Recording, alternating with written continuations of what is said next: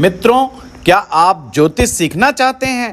यदि हाँ, तो इन नंबर्स पर आप तुरंत कॉल करें और पता करें कि एस्ट्रो पाठशाला में कौन सा कोर्स इस समय चल रहा है और कौन सा आने वाला। नमस्कार मित्रों, एस्ट्रो पाठशाला यूट्यूब चैनल में आपका स्वागत है। बाधक ग्रह के बारे में। ये बाधक ग्रह क्या होता है? जैसे कि नाम से ही पता लगता है, वह ग्रह जो बाधा पहुंचाए। फिर प्रश्न उठता है, किस तरह की बाधा, किस तरह की परेशानियां। अब कार्य कोई जिंदगी में एक ही प्रकार का तो होता नहीं। हर व्यक्ति की सोच के अनुसार, लाइफ के अनुसार, उसकी मनोकामना के हिसाब से कार्य की परिभाषा अलग अलग है। अब किसी का यदि विवाह नहीं हो पा रहा तो उसके लिए बाधक, जो बाधा आ रही है उसके विवाह के कार्य में आ रही है। अब किसी की नौकरी नहीं लग रही है तो उसके लिए नौकरी लगना अपने आप में, ना लगना अपने आप में एक परेशानी का एक कारण है। तो बाधक ग्रह आपको बताता है कि आपके जीवन में बाधाएं कहां से आ रही हैं, कैसे आ रही हैं, उनका स्वरूप क्या है और बाधा के रूप में कौन आपके सामने आएगा। हमेशा ध्यान रखें, एक कहावत है ना हमारे यहाँ कि किसी ना किसी को तो निमित्त मात्र बनना पड़ता है, किसी ना किसी को तो माध्यम बनना पड़ता है, अच्छे के लिए भी और बुरे के लिए भी। जब हम अपनी फाइल को किसी सरकारी आदमी के पास लेके जाते हैं और वो रिफ्यूज कर देता है उसको काम को करने से, तो हमारे लिए बाधक कौन हो गया? वो अफसर ही हमारे लिए बाधक हो गया। अगर आपकी इच्छा है कि आपको एक मोटरसाइकिल मिल जाए और आपके पिताजी मना कर दें कि साहब मैं तो नहीं दिलाऊंगा, तो इस समय पिताजी बाधक हो गए। तो समय के अनुसार, सिचुएशन के अनुसार बाधक की स्थितियां बदलती रहती हैं। पर एक होते हैं परमानेंट टाइप के बाधक। परमानेंट बाधक क्या होते हैं? जो विचार हमारे ब्रेन में बाधक के रूप में डेवलप हो जाते हैं, जो आदतें ब्रेन पैटर्न्स के रूप में हमारे अंदर डेवलप हो जाते हैं, वो ही बाधा है। या किसी चीज के प्रति पूर्वाग्रह, वो हमारी बाधा है कि फलाना आदमी, फलाना जाति का या फलाना मजहब का व्यक्ति ऐसा ऐसा होता है, तो हम उससे क्या करेंगे? हम उससे डील ही नहीं करेंगे। तो ये हमारे ब्रेन में उसके प्रति एक पैटर्न बन गया, तो ये हमारी बाधा है। तो बाधाएं कई प्रकार से अलग अलग रूप में होती हैं। ज्योतिष के संदर्भ में कैसे देखा जाता है बाधक ग्रह, बाधकेश कैसे देखा जाता है, वो मैं बताऊंगा। ये तो कार्य की बाधा हुई। हमारे वैदिक ज्योतिष में ये माना जाता है कि वह ग्रह जो आपकी स्पिरिचुअल ग्रोथ में बाधा पैदा करे, वह व्यक्ति जो आपकी स्पिरिचुअल ग्रोथ में प्रॉब्लम्स बनकर के सामने आए, वो भी बाधक है। बाधक भाव का जो स्वामी है वो बाधकेश कहलाता है। मैं आपको कुछ समय के लिए स्क्रीन पर लेकर के जाता हूं, जिससे आपको समझ आए कि मैं क्या समझाने की कोशिश कर रहा हूं। आपके पास 3 प्रकार के लगन होते हैं: चर लगन, स्थिर लगन और द्विस्वभाव लगन। चर लगन में कौन कौन से आते हैं? 1, 4, 7 और 10। स्थिर में कौन से आते हैं? 2, 5, 8, 11। द्विसभा में आते हैं 3, 6, 9 और 12। ये लगन की बात कर रहा हूं। हर लगन के हिसाब से बाधक भाव अलग अलग होता है, तो उसको 3 कैटेगरी में डिवाइड कर दिया। चर लगन एक कैटेगरी में, दूसरी कैटेगरी में स्थिर लगन, और तीसरी कैटेगरी में द्विस्वभाव लगन। अब आइए समझते हैं। चर लगन में जो बाधक भाव होता है वो 11वां है, 11th हाउस। स्थिर में 9वां भाव, और द्विस्वभाव में 7वां भाव। चर लगन में 11वां भाव, स्थिर लगन में 9वां भाव, और द्विस्वभाव में 7वां भाव बाधक होता है। ये समझ लीजिए, अगर आप बाधक और बाधकेश के कंसेप्ट को समझ गए तो आप इंसान की बहुत सारी प्रॉब्लम को सॉल्व करने में सक्षम हो जाते हैं। अगर व्यक्ति वास्तव में एस्ट्रोलॉजी को, वैदिक एस्ट्रोलॉजी को सही ढंग से सीखे तो उसको कभी भी कॉम्प्लिकेटेड फार्मूलों की रिक्वायरमेंट होती ही नहीं। हमारे ऋषियों ने बहुत आसान तरह से इसको कहने का प्रयास किया गया था, परंतु बाद में उसको कॉम्प्लिकेटेड बना दिया गया। सिंपल सिंपल फार्मूले हैं। क्या है? जिन व्यक्तियों का भी चर लगन, चर लगन वाले व्यक्ति कौन है? मेष लगन का व्यक्ति, कर्क लगन का व्यक्ति, तुला लगन का व्यक्ति और मकर लगन का व्यक्ति। अगर आप में से कोई है तो हाथ खड़ा करो। आरपी शुक्ला साहब जो हैं मेष लगन के व्यक्ति हैं, तो मेष लगन वालों के लिए 11वां भाव बाधक भाव हो जाएगा। अब 11वें भाव का जो स्वामी बना वो कौन बना? शनि ग्रह। तो शनि ग्रह कौन हो जाएगा? बाधकेश, यानी बाधक का स्वामी। अब हमें समझना क्या है, सूत्र अब यहां से शुरू होगा। बाधकेश यानी बाधीश, बाधक का स्वामी ग्रह कुंडली के जिस भाव में भी जाएगा वहां पर बाधा क्रिएट करेगा। फिर से रिपीट कर रहा हूं, बाधकेश कुंडली के जिस भाव में भी जाएगा वहां पर बाधा क्रिएट करेगा। और वो बाधा कैसी होती है? बाधा कैसी होगी? साइकोलॉजिकल, साइकोलॉजिकल बाधा, स्पिरिचुअल बाधा और पर्सनैलिटी एरर। 3 चीज हमेशा याद रखिएगा। बाधकेश 3 प्रॉब्लम पैदा करता है। पर्सनैलिटी एरर पैदा करता है, साइकोलॉजिकल परेशानियां, साइकोलॉजिकल में मानसिक, और स्पिरिचुअल। 3 तरह की प्रॉब्लम्स एक बाधकेश ग्रह देता है। अब हम कहें भाई ये तो लंबा प्रोसीजर होगा। अब यहाँ पे कंफ्यूजन लोगों का क्या उठता है कि चलो शुक्ला साहब का तो मान लिया कि साहब वो जो है ना शनि है तो प्रॉब्लम दे दे, पर अगर किसी का बाधक ग्रह का स्वामी शुभ हुआ तो फिर क्या करें? अगर किसी का बाधकेश गुरु हुआ तो क्या करे? शुक्र हुआ तो क्या करे? समझे बात को?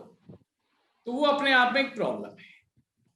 हाँ स्वाति जी बताइए, कुछ कह रहे हैं आप? अच्छा ओके ओके ओके, बोल रहा हूँ गुरु मेरा है। हाँ हाँ मैं वही कह रहा हूं। तो इंसान सोच में पड़ जाएगा भाई अब इसको क्या माने, ये बाधा पैदा करेगा कि नहीं करेगा? निश्चित रूप से बाधा पैदा करेगा। तो एक तो तरीका ये है कि आप इनके सबके रट्टे मारो कि गुरु क्या बाधा देगा, बुध क्या बाधा देगा, और सूर्य क्या देगा, और शनि क्या देगा। एक आसान तरीका भी है इसको याद करने का, बता दूं, बहुत आसान तरीका है। बाधिश ग्रह को आप राहु की तरह ट्रीट करें। आप ऐसे इमेजिन करें कि जहां पर आपका बाधिश बैठा है, अगर वहां पर राहु बैठा हो तो क्या रिजल्ट देगा। राहु साइकोलॉजिकल बैरियर्स क्रिएट करता है, ब्रेन में ब्लॉकेज डेवलप करता है। भाई राहु का मतलब छाया। हम अगर जिंदगी में तरक्की नहीं कर पाते तो उसके पीछे हमारे वहम, हमारी अपब्रिंगिंग्स, हमारी नॉलेज, हमारी थिंकिंग, यही तो जिम्मेवार है। वहम का मतलब क्या है? जैसे एक मैं सिंपल बात बताता हूं। जैसे एक बच्चा ऐसी फैमिली से आता है जिसके परिवार में सारे गवर्नमेंट जॉब में, तो सारे गवर्नमेंट जॉब में है या प्राइवेट जॉब में, अगर उसने बंदे ने कहा मैं बिजनेस खड़ा करूंगा, तो सारे परिवार वाले उसको क्या कहेंगे? दिमाग खराब है क्या? ऐसा होता है क्या? लुट जाएगा, बर्बाद हो जाएगा। देखो फलाने का लड़का बर्बाद हो गया, उसने 10 लाख खराब कर दिए, उसने 20 लाख खराब कर दिए। उसको गाइडेंस मिली जीरो, गाइडेंस मिली जीरो, और नेगेटिविटी में कितनी मिली? फुल बटा फुल। अब वो क्या करेगा? आधे अधूरे मन से प्रयास करेगा, क्योंकि घर वालों ने बताया पैसा नहीं बर्बाद करना, तो वो क्या करेगा? वो प्रयास भी थोड़ा सा ही करेगा, वो पूरे मन से प्रयास ही नहीं करेगा। और जब व्यक्ति पूरे मन से प्रयास नहीं करता तो अवश्य ही फेल होता है। जब तक आप पैशन की हद तक किसी को प्रयास नहीं करते, आपको सफलता नहीं मिलती। पक्का वो फेल हो जाएगा। मान लो उसने 1 लाख 2 लाख रुपए लगाए, बजट था 10 लाख का, लगाए 1 लाख 2 लाख, तो फेल हो गए, वो बैठेगा, निश्चित बैठेगा। अब वो फिर क्या कहेगा? भाई अपना तो बस की बात नहीं है, अपने तो डीएनए में बिजनेस नहीं है। फिर घर वाले कहेंगे हाँ हाँ हाँ बिल्कुल, हमने तो समझाया था, पहले ही कहा था, चल रामलाल जी के यहाँ पे तेरे को नौकरी लगा देता हूँ, मेरी बहुत चलती है। तो यही तो बातें होती हैं। अब उस बच्चे ने अगर 2-3 साल नौकरी कर ली, he will lose the confidence of doing the business। तो उसके मन में वहम बैठ गया कि बिजनेस तेरे बस का खेल नहीं है। इसे कहते वहम। वहम केवल भूत प्रेत का ही नहीं होता, बहुत सारी चीजों का वहम होता है। अगर ऐसा हुआ तो क्या होगा, वैसा हुआ तो क्या होगा, ऐसा करूंगा तो वैसा होगा, वैसा करूंगा तो ऐसा होगा।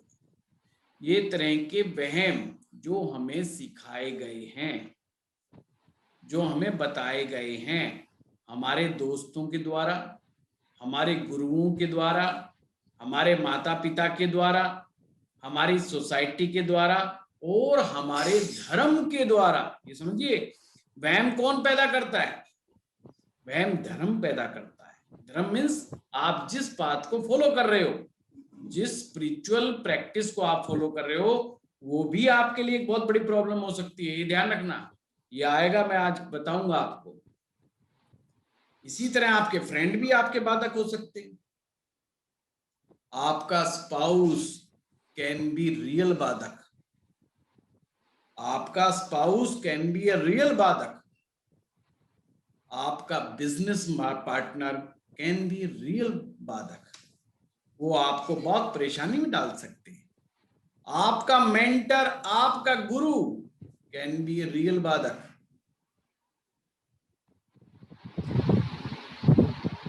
पैसा कमाने के प्रति क्या आपकी सोच है? यानी कि पैसा कमाने के प्रति आपका क्या वहम है, ये भी बाधक है फाइनेंस का। सिंपल सी बात समझ में आई? बाधक का मतलब है आपके ब्रेन में कुछ ऐसे पैटर्न बन गए हैं, कुछ ऐसे ब्लॉकेज बन गए हैं जो आपके उस कार्य में बाधा पहुंचा रहे हैं, और हम अपने ब्रेन के मैसेज के अनुसार ही एक्शन करते हैं। और जब वो ब्लॉकेज बने होते हैं, नेगेटिव ब्लॉकेज बने होते हैं, तो हमें काम नहीं करने देते। और ये उसी प्रकार से जैसे राहु हमारे दिमाग में बैरियर क्रिएट कर देता है, ब्लॉकेज क्रिएट कर देता है, छाया प्रकट कर देता है, और हमें सही से डिसीजन नहीं ले पाते, हम कंफ्यूज हो जाते हैं, हम अनडिसाइसिव हो जाते हैं। तो राहु क्या करता है? कंफ्यूजन देता है और अनडिसाइसिव देता है, अनडिसाइसिवनेस देता है। तो जहां पर बादकीश ग्रह आपका बैठा है जिस भाव में भी, वहीं पर आप राहु को इंपोज कर दो, राहु को रख दो। अब जैसे स्वाति जी बता रही थी, स्वाति जी आपका इसका मतलब मिथुन लगन है, जो बाधक गुरु है। नहीं सर, शुक्र बोला मैंने, शुक्र बाधक अच्छा, है, धनु लगन की राशि है। धनु लगन है, तो धनु लगन में बुध ग्रह बाधक हो जाता है। धनु लगन जो है द्विस्वभाव लगन है स्वाति जी। तो मैंने अभी लिखवाया ना, द्विस्वभाव लगन में सप्तम भाव बाधक हो जाता है। हाँ जी। तो आपने ये देखना है कि ये बुध ग्रह कहाँ बैठा है, किस हाउस में बैठा है। बुध भी चौथे सर, 4th हाउस में। हाँ जी। हाँ, तो ये बुध ग्रह है 4th हाउस में बाधा क्रिएट करेगा। अब आदमी को समझना है कि बाधा क्या क्रिएट करेगा यार, बुध ग्रह 4थे भाव में, कंफ्यूज हो रहे हैं हम। तो सिंपल है, आप इमेजिन करना है कि 4th हाउस में अगर हम राहु को बिठा देंगे तो क्या बाधा क्रिएट करेगा। तो राहु 4थे भाव में मन के ऊपर बाधा क्रिएट करेगा। 4था भाव मन है ना, तो मन को ऊपर नीचे कर देगा। इसे कहते हैं चौथे भाव। चौथा भाव जल का भाव है, चौथा भाव जल का भाव है। राहु की लहरें, विचार रूपी लहरें, तो उसमें मन में ज्वार भाटा आता रहता है। ज्वार भाटा समझते हो सब? पानी ऊपर चढ़ता है, फिर पानी नीचे आता है, फिर ऊपर चढ़ता है, फिर नीचे आता है। यही उसके मन की स्थिति हमेशा बनी रहती है। समझ रहे हो बात को? डेट इज अ बाधा। अब राहु 4थे घर में बैठा है, मन के घर में बैठा है, तो बाधा क्या क्रिएट करेगा? राहु कौन है? भूत प्रेत, छाया, शैडो, वहम। मन में कई तरह के वहम पैदा करेगा, अनसुलझे रहस्यों के प्रति जिज्ञासा पैदा करेगा। तो बहुत सारी ऐसी चीजें। तो 4थे भाव में राहु को रख लो, साइकोलॉजिकल और पर्सनैलिटी और ये सब में प्रॉब्लम पैदा कर देगा। That's it. तो सिंपल है, बट बादकेश को इग्नोर करना बहुत बड़ी प्रॉब्लम है ज्योतिष में, बहुत बड़ी मूर्खता है। समझिए बात को? तो ये इस तरह से बाधक ग्रह कार्य करेगा। तो आपको एक टेक्निक मैंने ये बता दी कि भैया जहां पर आपका बादकेश ग्रह बैठता है वहां पर ऐसे इमेजिन करो जैसे राहु बैठा हुआ है। दूसरा फार्मूला, कभी कभी तो यहां पर मैं कहना चाहूंगा, सूत्र नंबर दूसरा ये है, अगर बादकेश ग्रह पाप ग्रहों के साथ बैठा हो,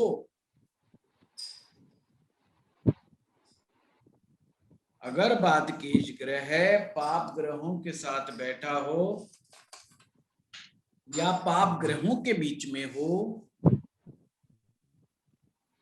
या पाप ग्रहों के द्वारा उसे देखा जाता हो, तो ये प्रॉब्लम को बढ़ा देगा। और इसे आप पास्ट लाइफ का कर्स समझें, यानी पुराना कर्मा है, पास्ट लाइफ का कोई दृढ़ कर्मा है जिसको इस जन्म में भुगतान करना ही पड़ेगा, इससे बच नहीं सकते। भुगतान कैसे होता है? 2 माध्यम से भुगतान होता है, बीमारी के माध्यम से, दूसरा रिलेशनशिप के माध्यम, रिलेशनशिप के माध्यम से और बीमारी के माध्यम। दो चीजें इंसान कभी भी अपनी जिंदगी में खराब नहीं करता, खराब होने देना नहीं चाहता, और कहीं पर भी कभी भी खरीदने के लिए मार्केट में नहीं जाता। कोई बीमारी खरीदने जाता है? कोई नहीं जाता। कोई बेकार रिलेशनशिप खरीद के लेकर के आता है? कोई इसीलिए शादी थोड़ी करता है कि रिलेशनशिप बेकार होंगे। कोई इसलिए संतान भी पैदा नहीं करता कि भाई जो है खराब रिलेशनशिप होंगे। कोई भी व्यक्ति होगा तो वह इन कार्यों को जानबूझ के नहीं करता, फिर भी हमें जीवन में ऐसी चीजों का सामना करना पड़ता है। और कुछ लोगों को लॉन्ग टर्म तक इन बाधाओं का सामना करना पड़ता है। समझ गए बात को? तो बादकेश ग्रह जहां बैठा है वो तो बैठा है, अगर गलती से वो पाप ग्रहों के साथ बैठ गया या पाप ग्रहों के बीच में बैठ गया तो प्रॉब्लम बढ़ जाएगी। अब वो छोटी मोटी समस्या नहीं बची, वो बहुत भारी बच गई, और वो पास्ट लाइफ की है। अब हम एक एक बातें फिर वापिस आते हैं, फिर धीरे धीरे बढ़ेंगे। चर लगन की हमारे यहाँ चर्चा चली। पहले सबसे पहले चर लगन में एक लगन यानी मेष, कर्क, तुला और मकर, जो लोग इनके हैं आप में से, जैसे शुक्ला जी ने बताया मेष लगन, तो 11वां भाव जो होगा वो इनका बाधक भाव होगा। तो अभी मैंने बात की समझाया, वो ग्रह जो बाधक भाव में आकर के बैठेंगे वो भी बाधा क्रिएट करेंगे।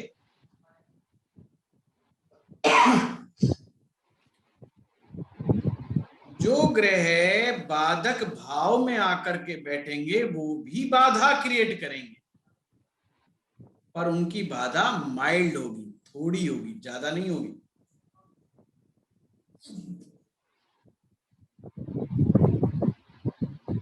फिर लगन में नवम भाव, तो नवम भाव में जैसे किसी का सिंह लगन है, नवम भाव में कोई ग्रह बैठा है तो वह ग्रह भी उसके लिए बाधा है। द्विस्वभाव लगन, धनु लगन, कन्या लगन, मिथुन लगन, मीन लगन, तो सप्तम भाव में जो भी ग्रह बैठा है वह भी बाधा क्रिएट करेगा।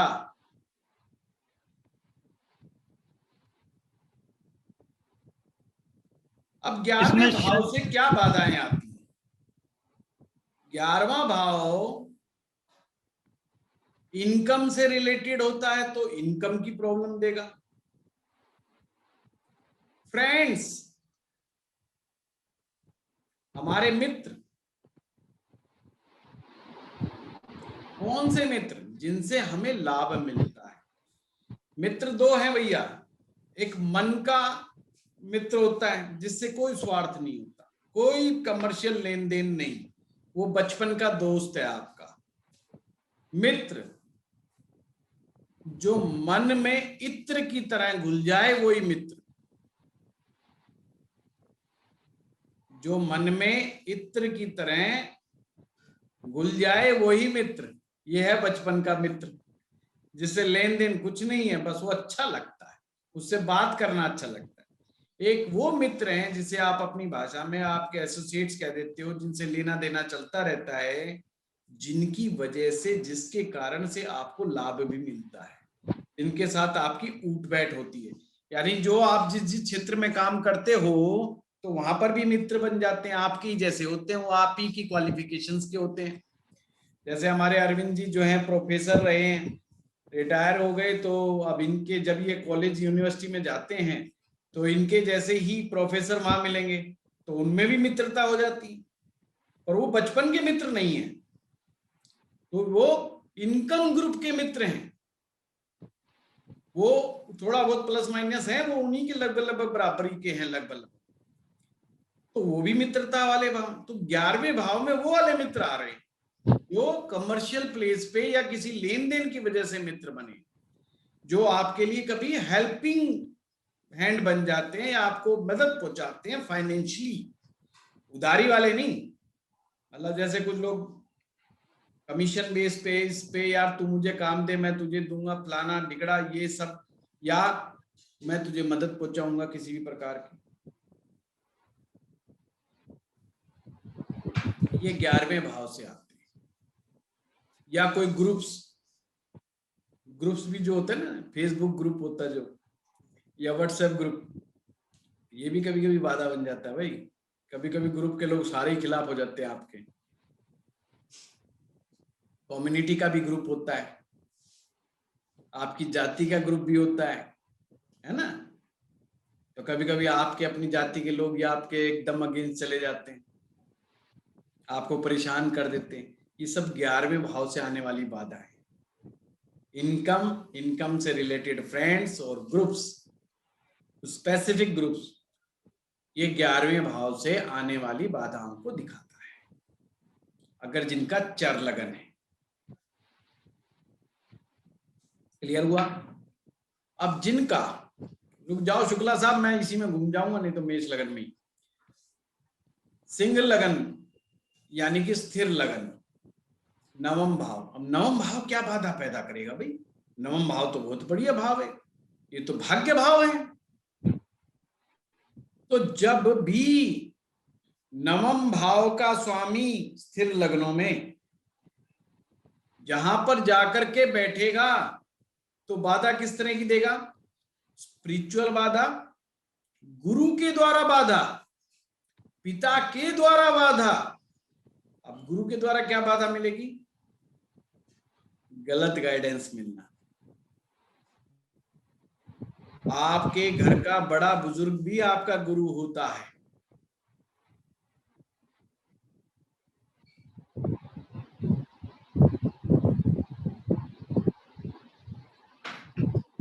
ठीक है? कई बार गुरु ही होते हैं ना, फंसा फसूल लेते हैं कई बार गुरु, उनको बेचारों को लूट लाट लेते हैं या गलत काम करवा देते हैं, वो भी अपने आप में बाधा है। और सलाह तो भाई गलत मिल ही सकती है, इसमें कोई शक नहीं। घर का कोई बड़ा बुजुर्ग ही आपको गलत सलाह दे दे, फिर बाद में कहे यार हमारे तो दादा यार ऐसे ऐसे समझाते थे, फंस गए हम तो उनके कारण। समझ रहे बात को? या हमारे टीचर ने ऐसा ऐसा दिमाग में हमारे डाल दिया था जिसके कारण हम आगे नहीं बढ़ पाए, कुछ भी। तो ये 9th हाउस की बाधा है। अब आते द्वि स्वभाव लगन पे। द्वि स्वभाव लगन में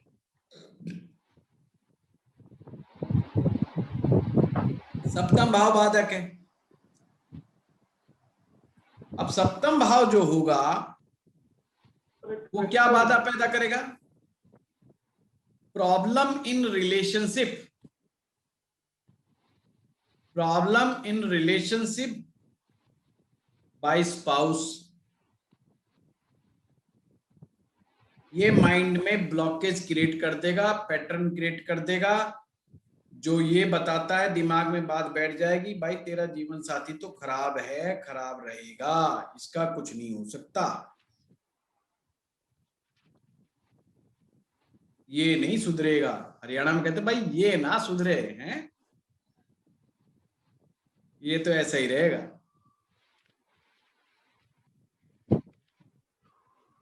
बिजनेस की प्रॉब्लम्स और ऐसी कोई बीमारी जिसको डायग्नोज करना मुश्किल हो जाए, ये सप्तम भाव की बाधा है। क्लियर हो गया? बहुत इजी लिखवा रहा हूं मैं आपको।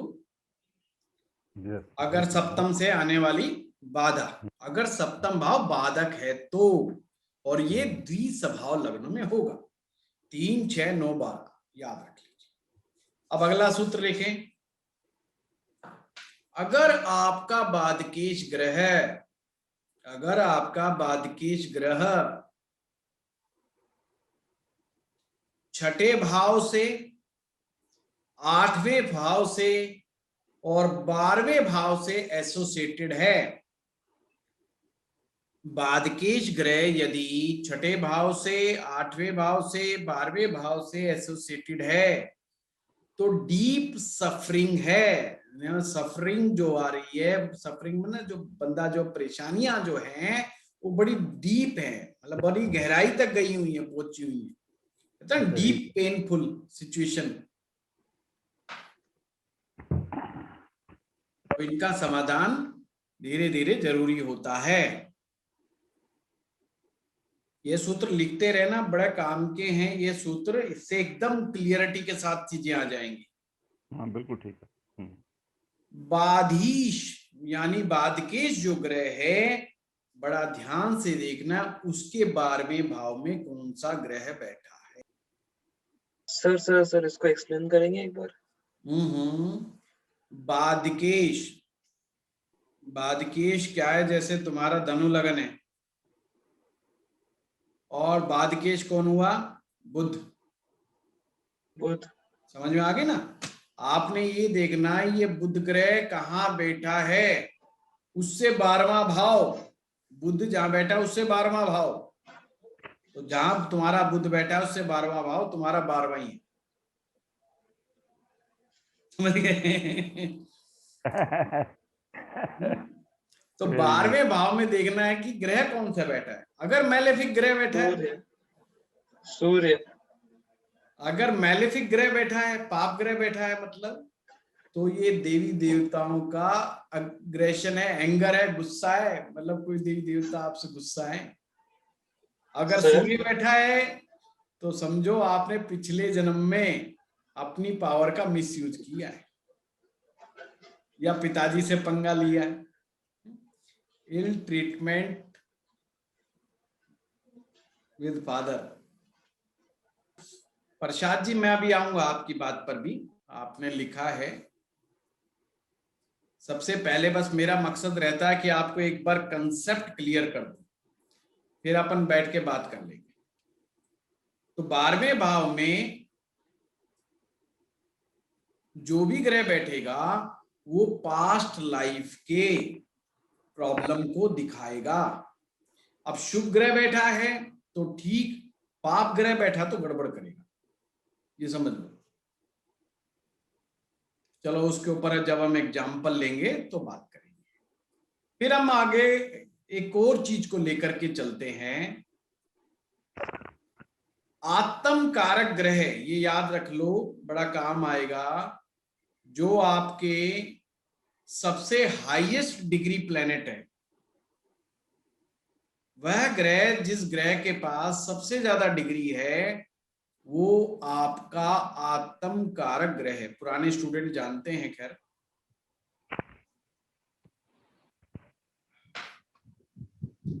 भूल से भी ये आपका बाधकेश आत्म कारक ग्रह के साथ कनेक्टेड नहीं होना चाहिए, या आपका आत्मा कारक ग्रह आपके बाधक भाव में नहीं बैठना चाहिए। नहीं तो ये आत्मा बंधन में होती है, ये समझ लो। ये बंधन है एक प्रकार का। अभी रुक जाओ आर्यन, रुक जाओ। वह आत्मा अपना रियल पर्पस ऑफ लाइफ नहीं जानती। आपका आत्मा आपको बताती है ना कि ऑब्जेक्टिव ऑफ योर लाइफ क्या है। सोल पाथ जिसे बोलते हैं, मैंने बुक भी लिखी है, वो सोल पाथ के नाम से लिखी है, ज्योतिष द सोल पाथ।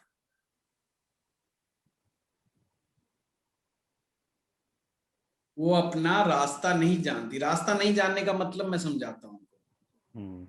कई बार आदमी 50 साल का हो जाता है, 55 साल का हो जाता है, वो कहता है मैं कुछ करना चाहता हूँ, पर उससे पूछो क्या करना चाहता हूँ, बोले बस यही तो नहीं पता मैं क्या करना चाहता हूँ। करना चाहता हूँ, क्या करना चाहता हूँ, फिर उसके कई ऑप्शन होते हैं। मैं ये भी करना चाहता हूँ, मैं ये भी करना चाहता हूँ, मैं ये भी करना चाहता हूँ। वो कहते कोई 4 डिसाइड कर ले। बोला कर ली, अब इस 4 में से बेस्ट कौन सा है? फिर वो कहेगा चलो एक और डाल लेते, 3 बच गए, 3 में से बेस्ट कौन सा? बोला तीनों में से मैं कोई सा भी नहीं निकालूंगा। ये सुन लो बात, 3 तो मैं कम से कम करूंगा ही करूंगा, और जो 3 करेगा इसका मतलब वो कुछ नहीं करेगा। एक वर्ड आता है अक्रेशिया, जानते हो इस वर्ड के बारे में? इंग्लिश वर्ड है पर ये आया इटालियन शब्द से है। आप अक्सर एक सुनते होंगे चीज को, करना चाहिए।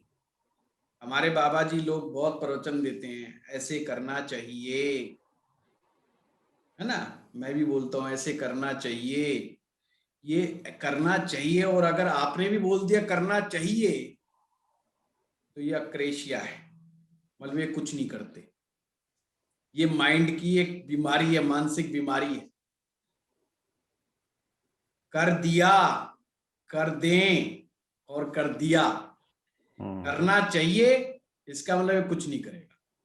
यस डॉक्टर कहेगा सुबह उठ करके एक्सरसाइज करनी चाहिए, हाँ हाँ करनी चाहिए। तुम्हें रोज किताब पढ़नी चाहिए, हाँ हाँ बिल्कुल पढ़नी चाहिए। तुम्हें रोज ये काम करना चाहिए, तुम्हें भगवान का नाम लेना चाहिए, हाँ हाँ करना चाहिए। अगर जो कह रहा है हाँ हाँ करना चाहिए, वो कुछ नहीं करेगा। और हमारे 70% लोग इसी बीमारी का शिकार हैं। वो कहते हैं करना चाहिए। पहली बात उसे ये नहीं पता क्या करना चाहिए, और दूसरी बात कोई उसे समझाता है और उसे बात अच्छी लगती है तो वो कहता है हाँ करना चाहिए। मना नहीं करते कि नहीं करना चाहिए। अब कोई आपसे कहे भाई सच बोलना चाहिए, तो आप क्या कहेंगे? हाँ सच बोलना चाहिए। इसका मतलब सच नहीं बोलोगे। जिस चीज के लिए कह रहा हूं करना चाहिए उसको नहीं करोगे। चलिए ये तो डिफरेंट वर्ड है, कभी मनोविज्ञान की क्लास चलेगी जब बात करेंगे। तो ये बाधक का जो कंसेप्ट है ये इस प्रकार से है।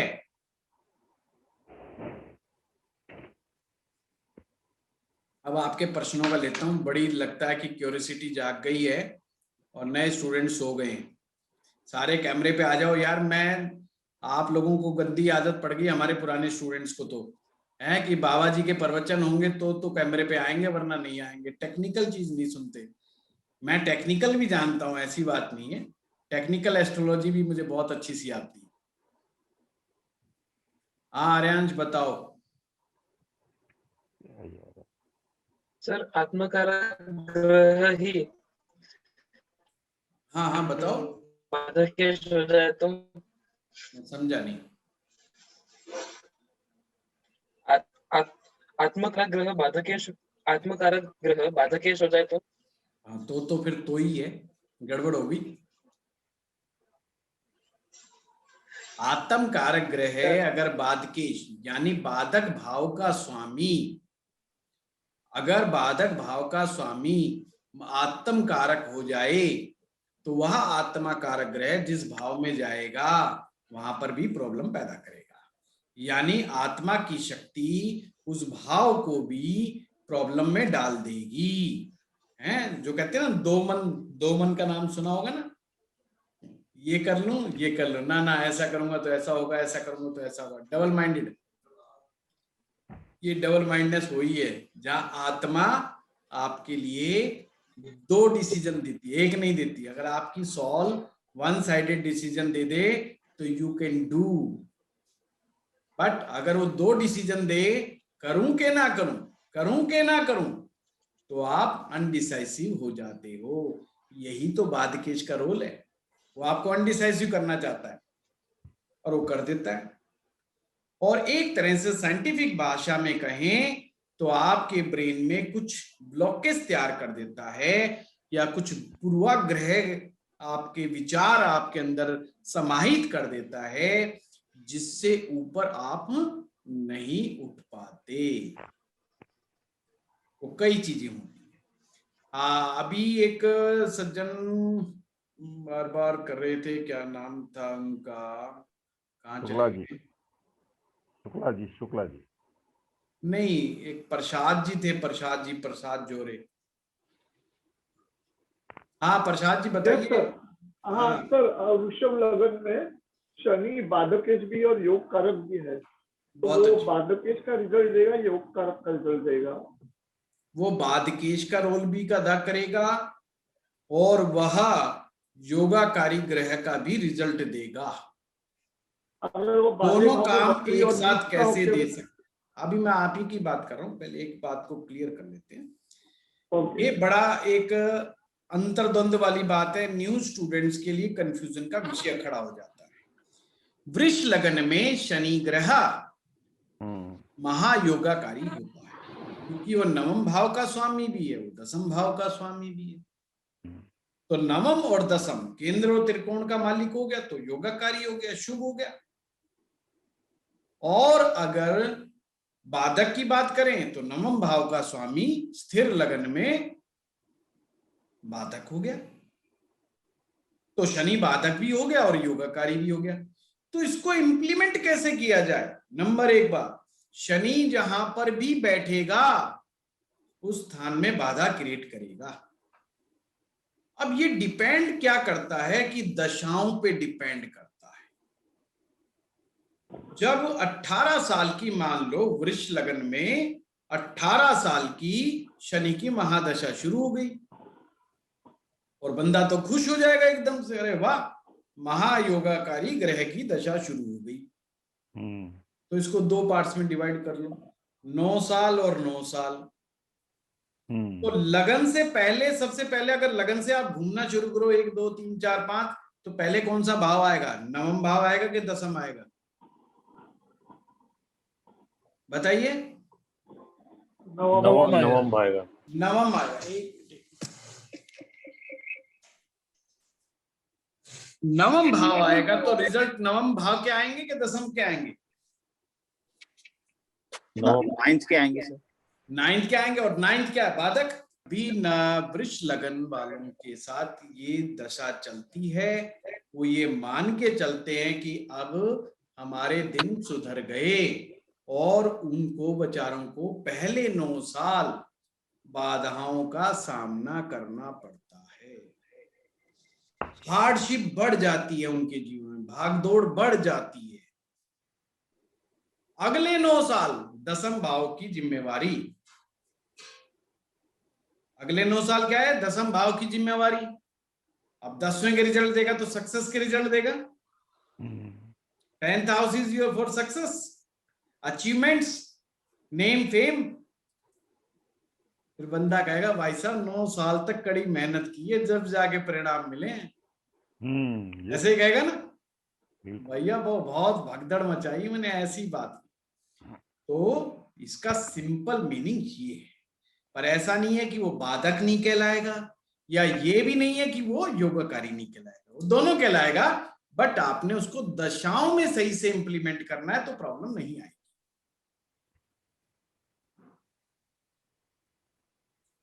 तो और एक पूछ सकता हूँ इसी में, इसी के कनेक्ट है। हाँ बताइए सर, अगर यही शनि अगर वृषभ लगन में नीच का भी हो और वक्री हो, 12वें भाव में बैठा हुआ है, तो ये कैसे दशा में रिजल्ट देगा या ओवरऑल? प्रसाद जी ये फिर आगे तक का चला जाएगा। वैसे आपने पूछ लिया तो मैं बता दूं, क्योंकि जो टॉपिक है ना हमारा, हम उसी पर कंसंट्रेट करें।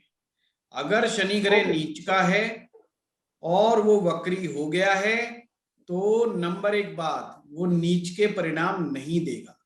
ये सूत्र है ज्योतिष का। शनि ग्रह नीच का है और वो वक्री हो गया तो नीच के परिणाम नहीं देगा। ठीक है, तो आज हम बाधक और बाधकेश पर ही बात करें। ओके नहीं सर, मैं बोला बाधकेश अगर नीच का हुआ तो ये मैं पूछ रहा। बाधकेश नीच का हो गया तो, पर वो नीच का तो फल दे ही नहीं रहा ना, क्यों? वक्री है वो। सर आर्यांश और को भी पूछने दो, किसी और को। ये सारे कहेंगे आर्यांश ट्यूशन पढ़ता है प्राइवेट। हाँ बताओ, अब तो बोलो, जब तक कोई नहीं बोल रहा, जब तक तो बोलो। ठीक है सर, वो ऐसा ही था कि वो बुध आत्मकारक भी है ना सर मेरा। कौन? और दिग्बली भी। बुध सर, बुध आत्मकारक है। बुध ग्रह। हाँ तो सर, बात है, कोई बात नहीं, टेंशन बिल्कुल मत लो। और ये है सर दिग्बली है फिर। ये तो और भी अच्छी बात है। और सर वो मारक बाधक भी है। और भी अच्छी बात है। देखो समझो इसको कैसे समझोगे। ज्योतिष में कोई भी सूत्र ओवरराइट नहीं होता। यानी कि आप किसी को भी डस्टबिन में नहीं डाल सकते किसी भी सूत्र को।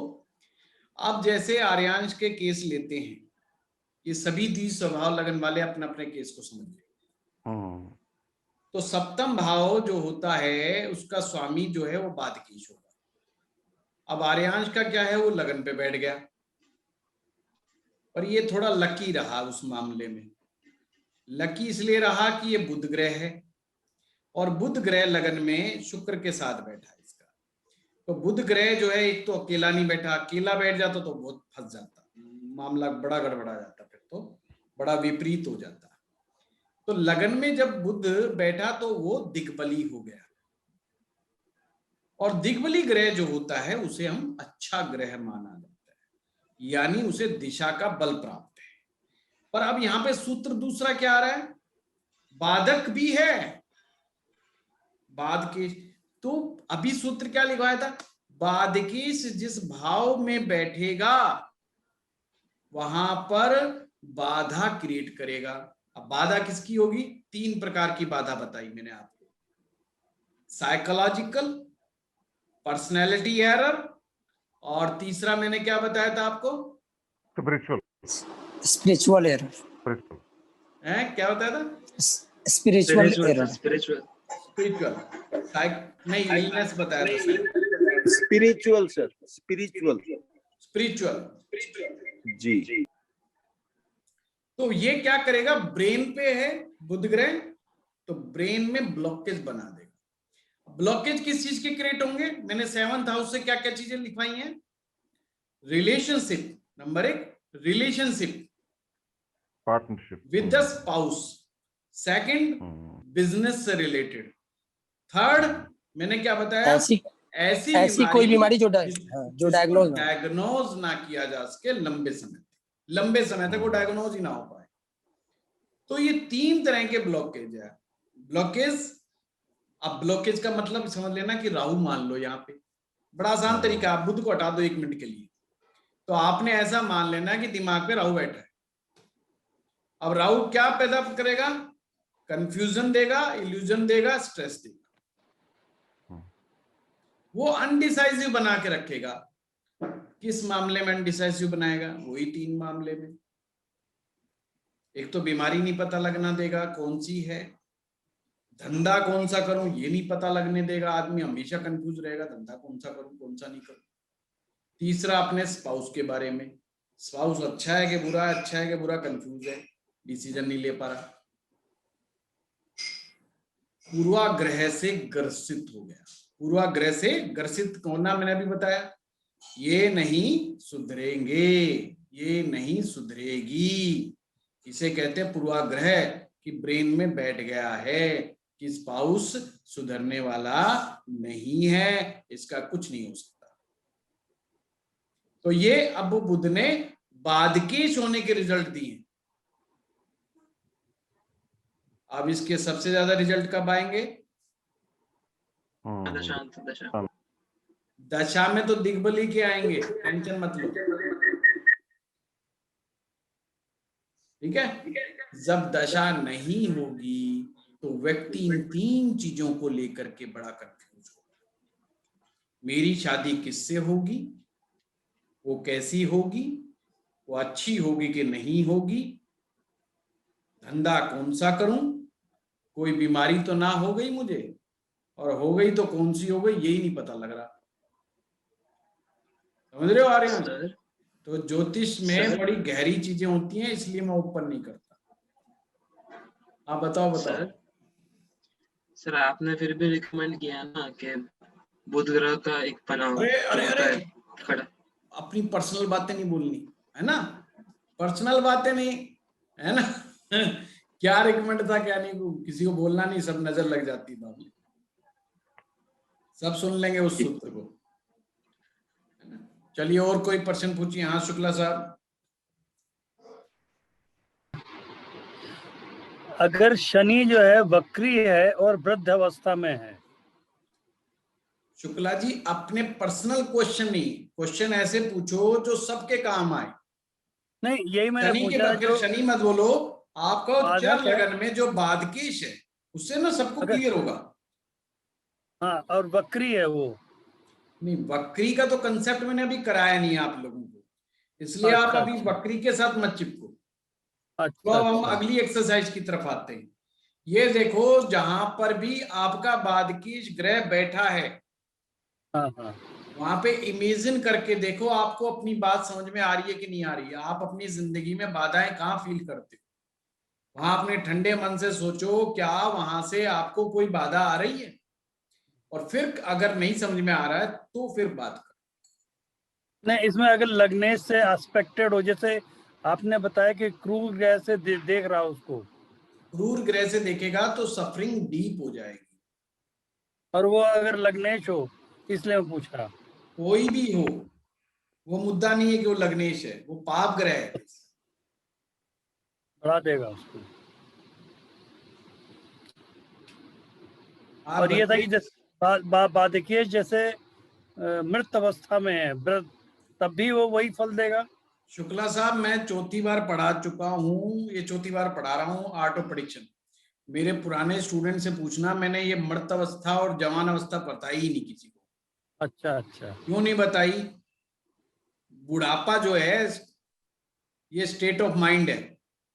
हमारे जगदीश जी सबसे नौजवान हैं। अब देखो बिल्कुल नौजवान है ये जगदीश जी।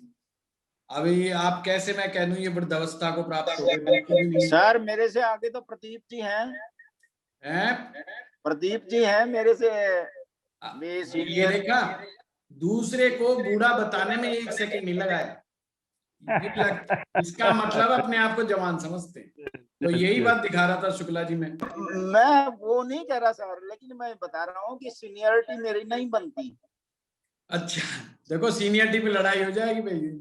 जगदीश जी, मैं इसीलिए आपको यंग बता रहा हूं।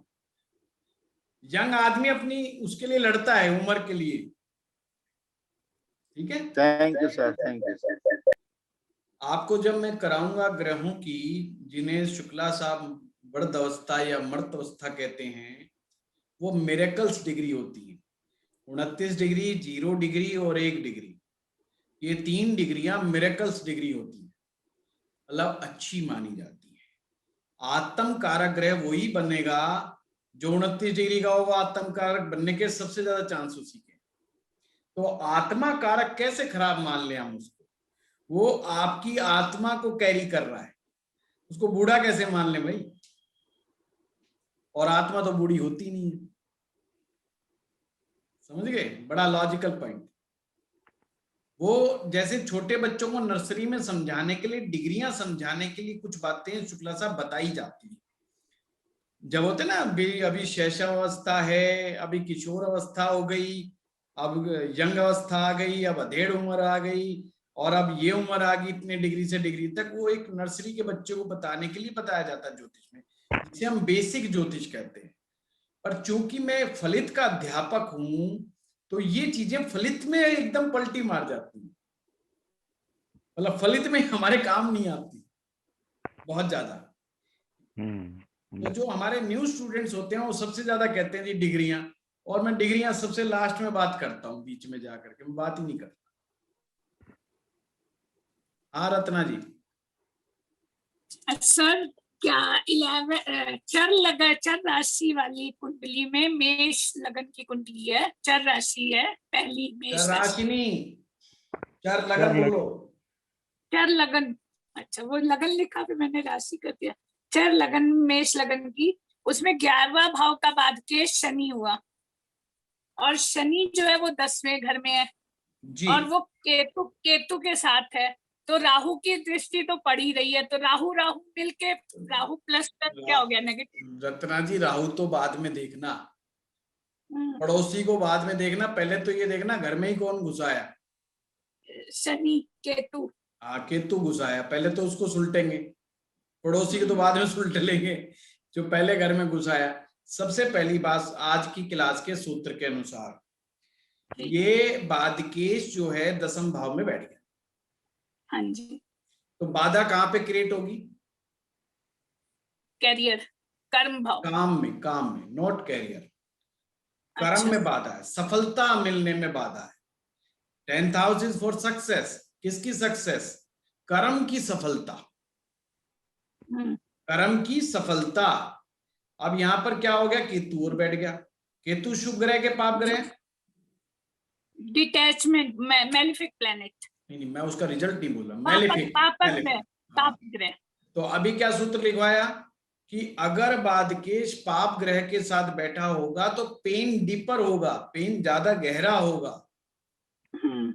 व्यक्ति के दिमाग में, दिल में कहीं पर ये बड़ा गहराई से होगा कि मुझे जो सफलता मिलनी चाहिए थी वो नहीं मिल पाई, जो काम मैं करना चाहता था वो काम नहीं कर पाया, जो मैं करना चाहता हूं उसमें बाधाएं आती हैं, उसमें परेशानियां आती हैं, उसमें दिक्कतें आती हैं, ये चीज बनती है। पर जो 11वां बाधक भाव है उसमें जुपिटर और चंद्र मून है। हाँ तो वो तो दोनों, फिर गज केसरी योग हो गया। हाँ तो वो और फंस गए, ये फंस गए तो गए और वो फंस गए हैं, और क्या। वो भी उस पे भी गलत हो गया। गलत नहीं हुआ, हम्म। गुरु और चंद्रमा वो भी बाधा क्रिएट करने का काम करेंगे, वो अपना फायदा भी करेंगे, मैं ये नहीं कह रहा फायदा नहीं करेंगे, पर वो फायदा इस प्रकार से होगा जो बाधा के रूप में आएगा। अगर कुछ मिलेगा भी तो प्रॉब्लम्स के साथ, प्रॉब्लम के साथ मिलेगा। अब आप बिल्कुल एग्जैक्ट समझ गए, है ना। हलवाई के यहाँ पर शादी कर लोगे तो डायबिटीज फ्री में मिल सकती है, समझे बात में, कि मिठाई फ्री की है तो खाए जाओ खाए जाओ खाए जाओ, फिर पता चला शुगर हो गई, जो फायदा शुरू में लग रहा था वो प्रॉब्लम में आ गया। ठीक है, तो फिर सर उसकी रेमेडी कुछ उपाय? रेमेडी तो बस फिर यही तो खासियत है हमारी, रेमेडी बताएंगे कल। इसीलिए कहते हैं आप प्रसन्नता भरे शब्द भरा करो तो रेमेडी अच्छी अच्छी निकल के आएगी। हाँ प्रवीण जी काफी देर से हैं। हाँ प्रवीण जी आप सर, रत्ना जी ने पूछ लिया आंसर और आपने आंसर भी दे दिया, रेमेडी के बारे में पूछना था तो मेरा क्वेश्चन नलीफाई हो गया। नहीं, रेमेडी के लिए भी मैं कल बात करूंगा इस विषय पे, क्योंकि लंबी बात चलेगी। ठीक है सर। कि देखिए एक चीज मैं आपको बता दूं, वैदिक रेमेडीज होने होती है ना बिल्कुल डिफरेंट होती है। हम जिन्हें रेमेडीज बोलते हैं वो दरअसल एक मिक्सचर है, मार्केट में एक मिक्सचर है। वैदिक रेमेडीज बिल्कुल डिफरेंट तरीके से वैदिक के मापदंड के अनुसार चलती है। वैदिक का मतलब जो वेद से आया है, और वेद का मतलब जो ऋषियों के द्वारा छन छन करके आया। वेद तो लिखे वेद व्यास जी ने, फिर उनके ऊपर जो उसको किया उन्होंने ऋषियों ने किया, ऋषियों ने उसके ऊपर रिसर्च की, और रिसर्च करने के बाद जो चीजें निकल करके आई हैं वो चीजें वैदिक कहलाती हैं। हम उपाय किसे मानते हैं? हम उपाय दूसरे जो आजकल मार्केट में प्रचलित है उन्हें उपाय मानते हैं। हाँ भाई, पीपल के नीचे सरसों का तेल का दीपक जला दिया कर, अच्छा तो फिर पीला तिलक लगा लिया कर, तो फिर हम इसे उपाय मानते हैं, उपाय की श्रेणी में रखते हैं। और हिंदुस्तान में ये बिना ज्योतिषियों के भी ये उपाय मिल सकते हैं आपको घर घर में। अच्छा शनि की 7:30 हो गई, अच्छा भाई काले कुत्ते को रोटी भी दिया कर। घर वालों ने बता दिया, उसने बेचारे ने आके बताया जी पंडित जी ने शनि की 7:30 बताया, अरे चिंता ना कर काले कुत्ते को रोटी दिया कर तू, है ना। तो सिंपल उपाय तो घर परिवार में भी हम लोगों को मालूम है, हमारी दादी नानी को पहले से ही मालूम है ये सारी रेमेडीज। नजर लग गई भाई, जूता निकाल, जूता घुमा सर के ऊपर से 7 बार चोट मार, हो गई, नजर उतर गई है। कोई बंदा दुखी कर रहा है, सपने में आ रहा है, जूता उसकी फोटो पे मार दे 5-7 बार, वो आना बंद कर देगा। तो रेमेडीज तो ये भी रेमेडीज हैं, बट ये वैदिक रेमेडीज नहीं कही जाती, क्योंकि वैदिक रेमेडीज की रूल्स हैं ज्योतिष में, कुंडली में, कि फला ग्रह अगर वहां बैठा है तो क्या करें, और फलाना ग्रह वो बैठा है तो क्या करें। तो वहां पर इफ एंड बट होता है। मैं ये समझाना चाह रहा हूं, मुझे समझाना पड़ेगा किस ग्रह से क्या देवता निकल के आया, किस ग्रह से क्या मंत्र निकल करके आ रहा है, और अगर कहां पर ये सिचुएशन आ जाए तो आपको क्या करना है, तब हमें इस केस को समझ में आएगा। जो भी बात की ग्रह है उससे 12वां, जहां पर बाधक भाव का स्वामी बैठा है उससे 12वें भाव में जो भी ग्रह बैठे, आपने ध्यान रखना है पास्ट लाइफ में आपने उसका मिसयूज किया था, उस ग्रह से रिलेटेड सिग्निफिकेटर्स का। जैसे किसी का शुक्र बैठ गया, मान लो बाधकेश के एक भाव पीछे शुक्र बैठ गया, इसका मतलब आपने शुक्र की चीजों का मिसयूज किया था। शनि बैठा है तो शनि की चीजों का मिसयूज किया। शनि का मिसयूज क्या होगा? आपने गरीबों को बड़ा सताया था। बृहस्पति का मिसयूज क्या होगा? आपने अपने ज्ञान के माध्यम से लोगों को बेवकूफ बनाया। जैसे वो बाबा राम रहीम है, आपके आसाराम बापू हैं, अब तो ये सेलिब्रिटी हैं, पहले से सेलिब्रिटी थी, अब और ज्यादा सेलिब्रिटी हो गए जेल जाकर। जेल जा करके। तो ये क्या थे इन्होंने, ये आप इनको बेवकूफ नहीं कह सकती, ये बहुत नॉलेजेबल पर्सन थे, पर इन्होंने अपनी नॉलेज का इस्तेमाल गलत कर दिया, लोगों को गुमराह कर दिया। तो अगले जन्म में क्या होगा, इनके भी बाद के इसके पीछे गुरु बैठा मिलेगा। इनके अगली जन्म की कुंडली में बादकेश ग्रह के पीछे गुरु बैठा मिलेगा, और गुरु के साथ हो सके केतु भी बैठ जाए, तो गुरु चंडाल बना देगा कि भाई पिछले जन्म में भी गुरु चंडाल था तू, गुरु नहीं था, चंडाल साथ में भी था। चंद्र हो अगर है जी, चंद्र हो, चंद्र का मतलब है मेंटल टॉर्चर या माता से इल ट्रीटमेंट, माता के साथ सही व्यवहार ना करना, ये चंद्रमा को दिखाता है। कहने का मतलब मेरा ये है, जो भी बादकेश ग्रह से 12वां बैठेगा वो आपके पास्ट के कर्मा से कनेक्टेड है, ये समझ। तो आपने 3-4 मैंने पॉइंट बताए कि बादकेश 6, 8, 12 से एसोसिएटेड ना हो, पाप ग्रह के साथ एसोसिएटेड ना हो, और जो बादकेश के 12वें भाव में जो ग्रह बैठता है वो पास्ट लाइफ से कर्मा से कनेक्टेड है। उसके हिसाब से आज का होमवर्क, अपने अपने बादकेश कहाँ कहाँ बैठे हैं, मैलेफिक के साथ बैठे कि नहीं, 12वें में कौन बैठा है कौन नहीं, कहीं वह आत्मा कारक के साथ तो कनेक्टेड नहीं, इन सब मुद्दों की जांच करोगे।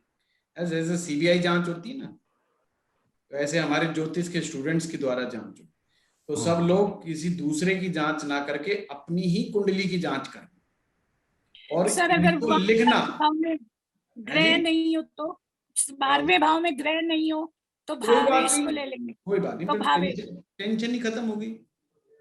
अच्छा नहीं तो टेंशन ही खत्म होगी। हाँ, तो आप ये 1 मिनट आ रहे हैं, ये जो है आप सारे लिखना, दिमाग में मत रखना। लोग कहते हैं हमारे दिमाग में कुछ नहीं है, दिमाग में कब फाइल सरक जाए इधर उधर पता ही नहीं चलता है?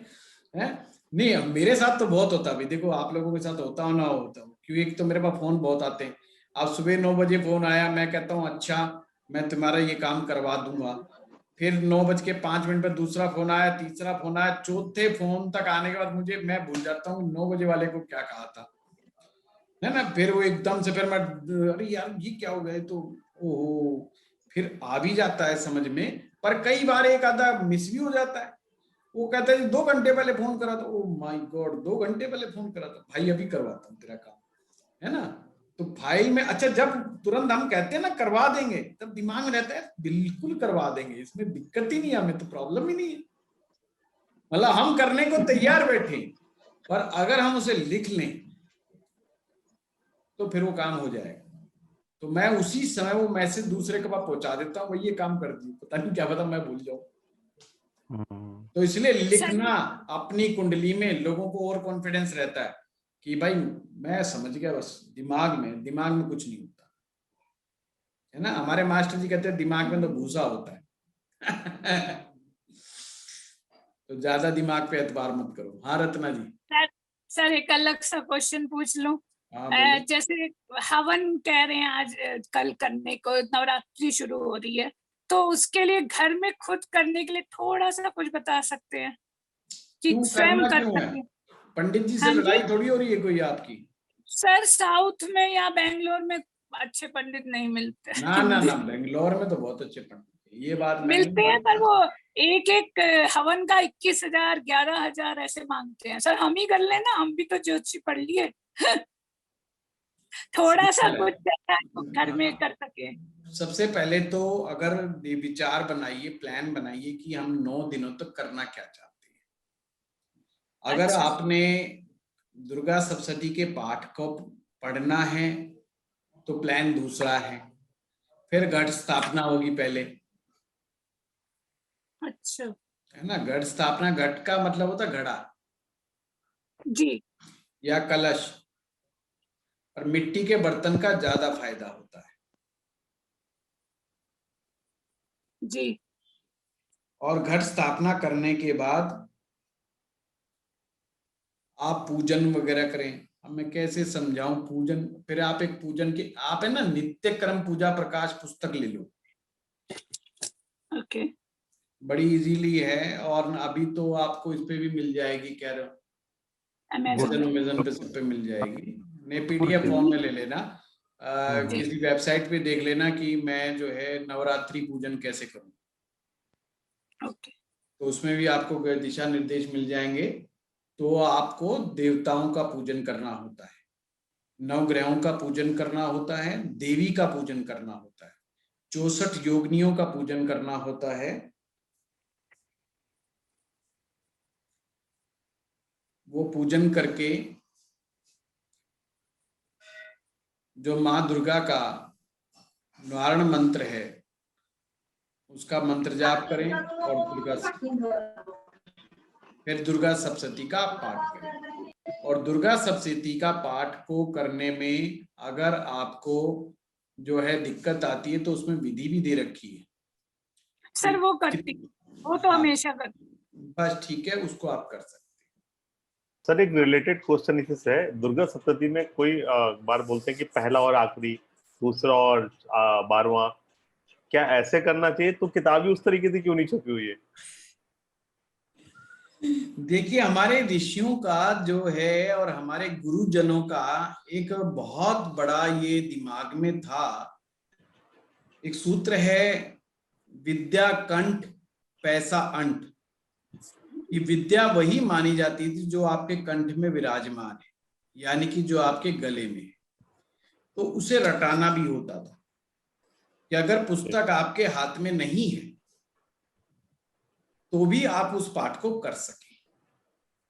अगर 40-50 वर्ष पूर्व चले जाएं, या बनारस में आज भी कई जगह परंपराएं हैं, अगर जो है रुद्राभिषेक करने वाला ब्राह्मण अगर जो है रुद्री की पुस्तक को हाथ लगा ले तो समझे भाई ये है नहीं दमदार आदमी, रुद्री उसको कंठस्थ याद होनी चाहिए। ऐसे ही माँ भगवती का उपासना करने वाले व्यक्ति को दुर्गा सप्तशती के 700 श्लोक, इसमें 700 श्लोक है। देखो कमाल की बात, गीता में भी 700 ही है और 7 का रहस्य बड़ा गजब का है। हमारे यहाँ अकल्टिज्म है ना, पूरा अकल्टिज्म 7 नंबर पे ही है।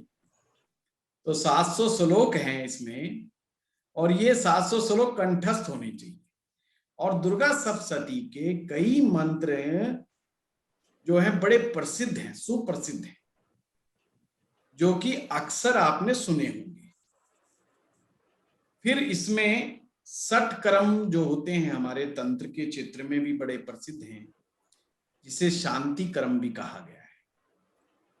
मारण, मोहन, उच्चाटन, विद्वेषण, ये जो है सम्मोहन, ये 60 क्रमों में आता है। तो ऐसे में उसके मंत्र भी दिए गए हैं। बड़ी गूढ़ है कहने का मतलब। तो सब कुछ होना चाहिए।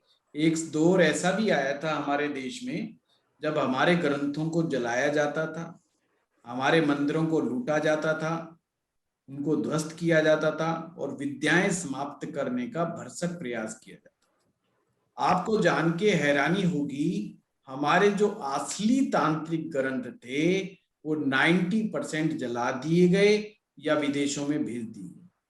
तो हमारे पास कुल ज्ञान ही 10% बचा है, और उसमें से भी 10% में से भी पूरे देश में 10% लोग भी नहीं है जो उस तंत्र विद्या को जानकारी रखते हैं। आज कोई उनके ऊपर प्रवचन ही कर दे तो वही एनफ है, उसका क्रियात्मक स्वरूप तो बहुत बड़ी बात है। फिर भी मेरा ये मानना है कोई ना कोई आत्मा ऐसी जरूर आएगी जो परमात्मा का अंश रूप होगी, जो इस महान विज्ञान पर अपनी बात जरूर रखेगी। इसलिए हमें अपने समाज में सनातन धर्म में बोलते रहना चाहिए, चर्चा करते रहना चाहिए। जरूर कोई ना कोई योगी, संत, ऋषि, कोई ना कोई महर्षि, कोई ना कोई वैज्ञानिक आएगा जो तंत्र को, मंत्र को बहुत ही प्रामाणिक रूप से सिद्ध करेगा और समाज में स्थापित करेगा। तो करते रहिए रत्ना जी, बिल्कुल कीजिए।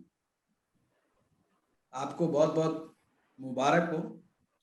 कल शक्ति के नवरात्रे हैं, शक्ति का आह्वान कीजिए। जय माता दी। हाँ, और उसमें बलि भी देनी पड़ती है रत्ना जी, क्रोध की बलि दे देना। लिख देना कि क्या मैं छोड़ रही हूं, क्या पर्सनैलिटी एरर जो भी होता है ना, साइकोलॉजिकल नहीं, पर्सनैलिटी एरर, बाद के वैसे ही समाप्त हो जाएगा। वो अपने हस्बैंड से पूछना, अपने खुद से मत करना, उससे एकदम खत्म हो जाएगा। सर 10 चीजें निकाल दे। और फिर जब हवन कुंड में अग्नि जला करके पर्ची पे लिखना और कहना स्वाहा। गायत्री मंत्र से। नहीं, गायत्री मंत्र तो शांति मंत्र है, स्वाहा मंत्र नहीं है। स्वाहा सौधा। चलिए आज का यहीं पे पूरा करते हैं। हाँ सोविक जी, आप कुछ बोलना चाह रहे हैं, फिर चलते हैं।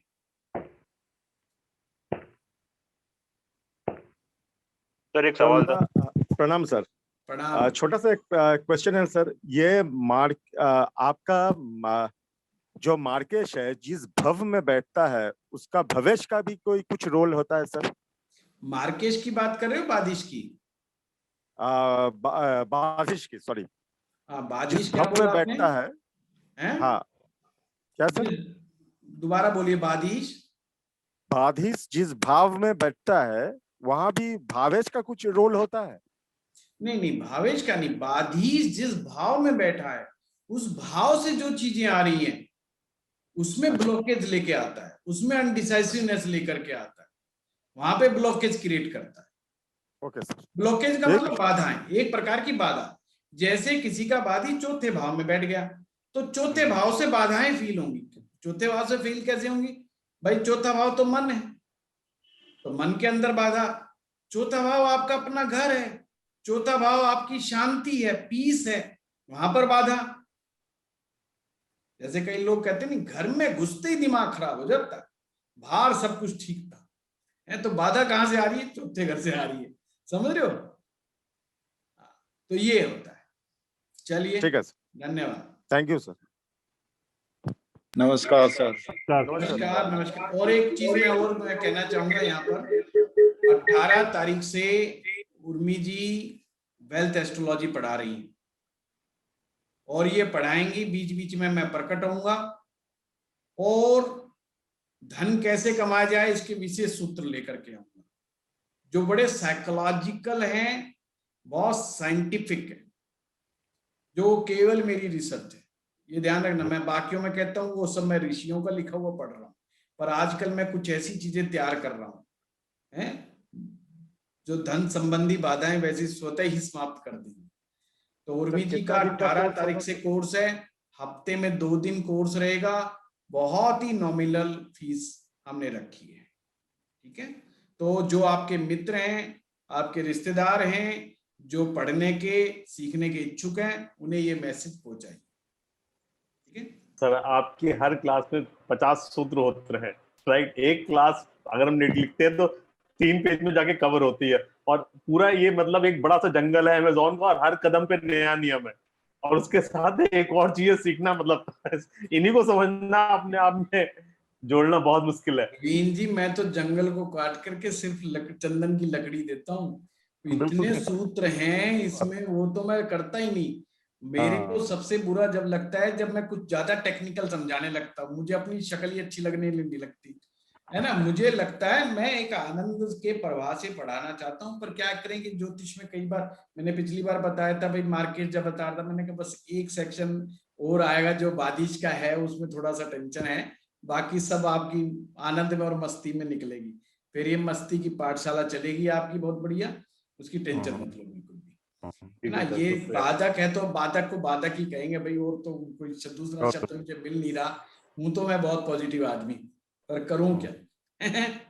चलिए ठीक है, धन्यवाद। थैंक यू, नमस्कार। Thank you sir. नमस्कार। प्रणाम।